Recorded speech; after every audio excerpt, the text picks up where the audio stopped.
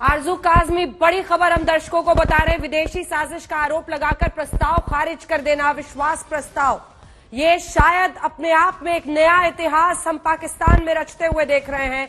बड़ी खबर इस वक्त की, जिसकी आशंका जाहिर की जा रही थी कि क्या अपने लोगों के हस्तक्षेप से इस अविश्वास प्रस्ताव को इमरान खान किसी तरह से स्टॉल कर देंगे, रोक देंगे, वो इसमें कामयाब होते हुए दिख रहे हैं। इमरान खान की राष्ट्रपति के साथ बैठक हो रही है, कुछ ही देर में वो देश को संबोधित करेंगे। आरजू काज़मी, क्या इसका एक मतलब यह भी हो सकता है कि इमरान खान क्या इस्तीफा देने की बात सोच रहे हैं?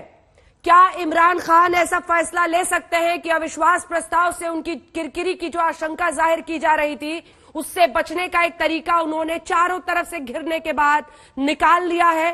राष्ट्रपति से उनकी मुलाकात और साथ ही उनका देश के नाम संबोधन। जब चुनावों का सामना करना ही है तो क्यों ना एक सम्मानजनक रास्ता खोजा जाए। बड़ी खबर अपने दर्शकों को हम बता रहे हैं। आरजू काज़मी, क्या ऐसा भी हो सकता है? बिल्कुल पॉसिबल है, हो सकता है कि उन्होंने यही सोचा हो, इसलिए कि अगर इस वोटिंग में वो फेल हो जाते, रिजेक्ट हो जाते तो ज्यादा इंसल्ट होती, तो उन्होंने यही हो सकता है सोचा हो कि किसी तरीके से इसको रुकवा दिया गया है। आरजू घिर तो वो चुके हैं, करेंगे तो आगे आरजू घिर तो वो चुके हैं। डिनर पे बुलाते हैं, कम लोग पहुंचते हैं। यहां पर जो अभी आंकड़ा है वो ये साफ इशारा कर रहा है, उनके लोग भी पहुंचे हुए हैं अविश्वास प्रस्ताव के लिए। चारों तरफ से घिरने के बाद इमरान का ये लगता है कि अब नजरिया बदला है। जो उन्होंने आखिरी गेंद तक खेलने की बात कही थी, उसमें अब लगता है बल्लेबाज आखिरी गेंद से पहले आउट हो सकता है खुद ही।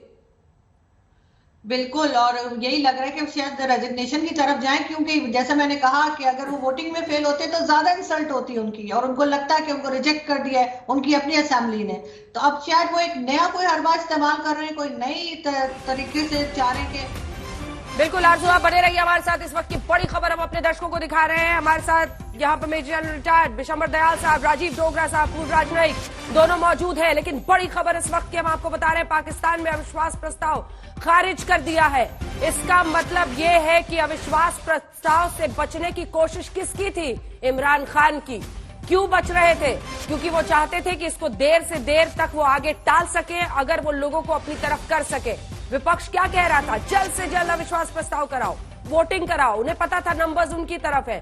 लेकिन अगर अविश्वास प्रस्ताव स्थगित कर दिया जाता है 3 तारीख को, कल आखिरी दिन है जिसके पहले ये वोटिंग होनी है। डेप्यूटी स्पीकर ने क्या कहा है, आइए पहले आपको सुना देते हैं। असेंबली आज वजीर आजम खान के मुस्तकबिल का फैसला करेगी। इमरान खान वजीर आजम रहेंगे या नहीं? वजीर आजम के खिलाफ तहरीक अदम एतमाद पर वोटिंग आज हो। कान पीटीआई के ना जाए, लेकिन इस स्ट्रैटेजी को तब्दील किया गया है और जराये की जानिब से बताया गया है कि अदम एतमाद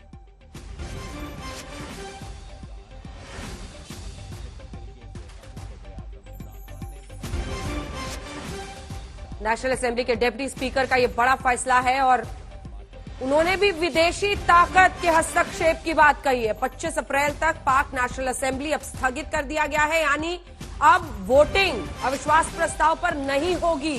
सिरे से अविश्वास प्रस्ताव खारिज हो गया है। Part A of the story, कहानी का पहला बड़ा हिस्सा यह है कि जो अविश्वास प्रस्ताव लेकर विपक्ष एक साथ आया था, धुर विरोधी भुट्टो और शरीफ परिवार एकजुट हुए थे इमरान खान को अविश्वास प्रस्ताव में वोटिंग कराने के। डिप्टी स्पीकर ने क्या कहा है, अब सुनिए। वज़ीर आज़म पाकिस्तान के खिलाफ अपोजिशन ने अदम एतमाद की तारीख 8 मार्च 2022 को पेश की थी। अदम एतमाद की तारीख आइन, कानून और रूल्स के मुताबिक होना जरूरी है। किसी गैर मुल्की ताकत को यह हक नहीं कि वो साजिश के तहत पाकिस्तान के अवाम की मुंतखब हुकूमत को गिराए। वजीर कानून ने जो नुकात उठाए हैं वो दुरुस्त है, वैलिड है। लिहाजा मैं रूलिंग देता हूं कि अदम एतमाद की करारदाद आइन और कौमी मुख्तारी व आजादी से मुनाफी है और रूल्स और ज़ाब्ते के खिलाफ है। ये करारदाद में मुस्तरद डिसअलाउ करने की रूलिंग देता हूं। ईवान की कार्रवाई रोक की जाती है।